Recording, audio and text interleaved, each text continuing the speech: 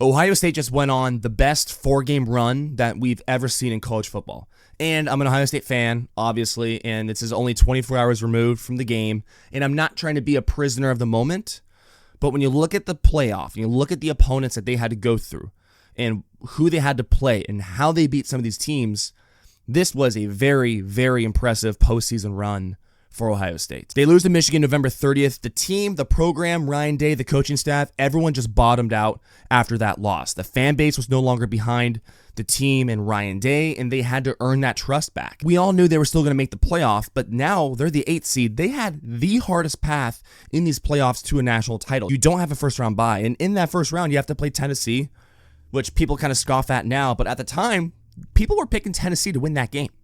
And I don't blame them considering how bad Ohio State looked against Michigan. And people even say that now. How could this team lose to Michigan? We've been over that 1,000 times. But you play Tennessee in the first round. Second round, you have to go out west to play Oregon. Semifinals, you have to play Texas in Texas. And then, of course, you end with a national championship in Atlanta against Notre Dame. But this was a very, very tough stretch for this Ohio State team to go through. And they dominated. It was very, very impressive. They blow out their first 2 opponents. The game against Texas was very important for this team because the way they won that game, they won by 14, but if you watch the game, you know that the 14-point win wasn't really a true indication, wasn't a true representation of how close that game was, right? Texas knocking on the door to possibly tie that game up and we go into OT. But they leaned on their stars, Travion Henderson, Jack Sawyer. These guys had huge plays, huge touchdown plays to help put that game away for Ohio State. But that type of game against Texas, that was a game that Ohio State fans were concerned about when it got tight, when it was close, and when Texas was knocking on the door, because that type of game is what Ohio State has lost the last couple of years. Go back to 2019 Clemson, they jump out to that really big early lead. Some calls didn't go their way, but also they had self-inflicted wounds. You lose that game. 2022 Georgia, jump out to a lead, lose that game. So when Ohio State was in, especially a playoff game, a top 5 talent-equated game, if Ohio State jumped out to a lead and then the other team fought their way back in, Ohio State was kind of concerned, Ohio State fans at least were concerned that they're going to tighten up and lose that game. So winning that game against Texas, the way that they did, not just blowing them out, I think was very important in this team going into the national championship against Notre Dame because they had to grind out that game as well. Jump out to a really early lead, 31-7, Notre Dame fights their way back. Ohio State punches back at the end. They get the job done. This was the hardest path in the playoff, but that was what they earned. That was what they earned, right, from the committee. The 8th seed, they brought it upon themselves. You don't want the hardest path in the playoff. You want a first-round bye? Well, guess what? Don't lose to Michigan when you're a 20-point favorite, a Michigan team that, yeah, they ended the year on a good note, but really wasn't that good. But then, for them to go through each of their 4 opponents, win each game by double digits, blowing out the first 2 opponents, they only trailed 1 time, I think, in these playoffs, and that was Notre Dame's opening drive in the national championship game.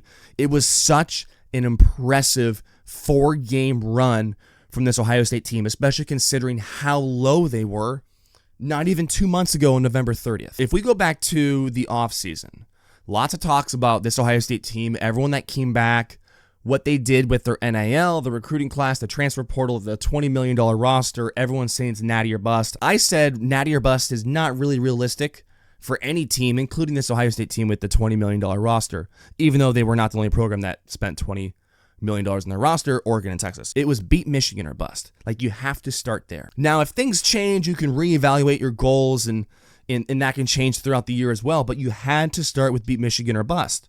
They lose to Michigan. Now these goals change. Your outlook changes. And the way that they lost and who they lost to and being the 20-point favorite and losing that game, now at that point, it turned into you got to win a natty.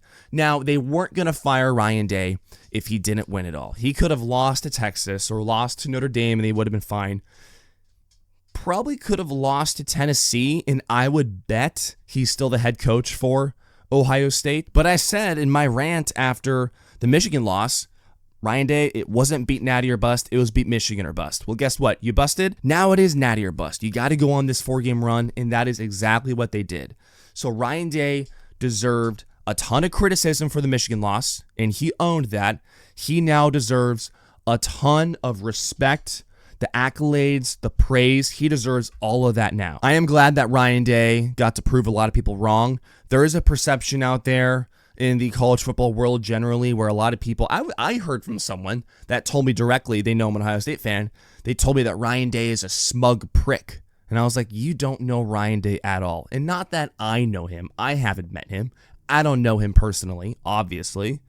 But you can tell by how the way he carries himself, what he's gone through. He's gone through tragedy. His dad killed himself when he was a kid. He has scars. He's carried himself the right way. He represents himself the right way in the public eye, in the face of, the community and the university, always carries himself the right way. I could see people saying, oh, Urban Meyer, smug prick, and I'm not even going to fight against that. There's a clear difference in coaching between Urban Meyer and Ryan Day. There is some similarity, but for people to just kind of hate on Ryan Day, I don't think it's because of Ryan Day. I think it's just because it's Ohio State. He's the head coach of Ohio State, so naturally he's going to get hate. The hate, the narratives, the born on third base, can't win big games, all of that's dead now. It's dead. No one can talk shit. No one can say anything else about him. This Ohio State team, if you look at the final AP poll, top 25, this Ohio State team has beaten 6 out of the top 10 AP poll teams. They beat Indiana this year. They beat Tennessee, Penn State, Texas, Oregon, and Notre Dame. That is such an impressive resume to end this season for Ryan Day. So the whole can't win big games thing was never really that true to begin with. It was more of a top 5 issue, but it wasn't like he wasn't winning top 5 games. He did have top 5 wins. It was more of a Michigan issue, and you questioned, like we talked about already, if he could get into kind of a dogfight, talent-equated matchup, especially in the college football playoff, and win that kind of gritty, not even come from behind game, but just like Texas. If it's tight, do you tighten up? Do you finish that game? And for a while, Ohio State couldn't. But in these playoffs, they found a way to finish Texas and Notre Dame when it got to that point. Is this one of the greatest teams ever?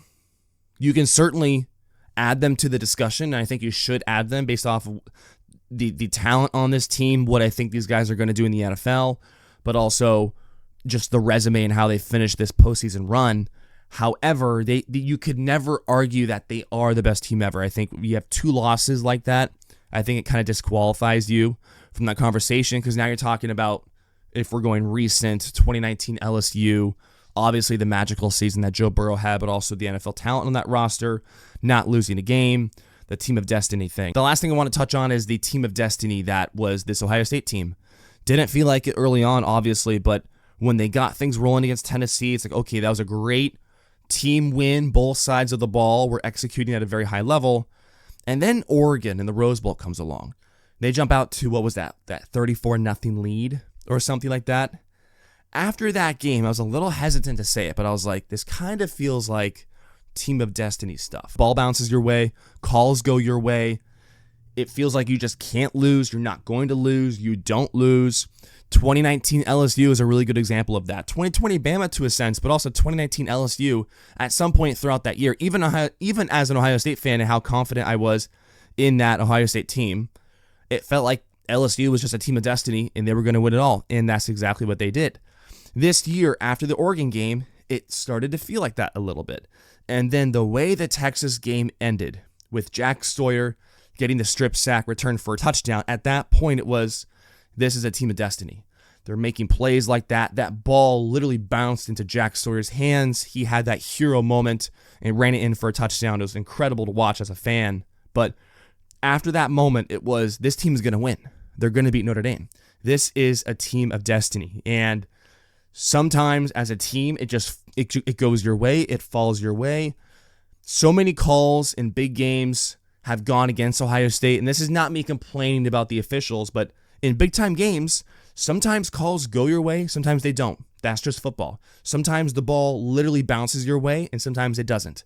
Jack Sawyer, strip sack against Texas, the ball literally bounced his way into his hands. What a ride, what a roller coaster, all the ups and downs. They end it with the greatest 4-game run in college football history. Again, I'm not trying to be a prisoner of the moment, but it certainly feels like it, and this Ohio State team just turned out to be a team of destiny in the postseason.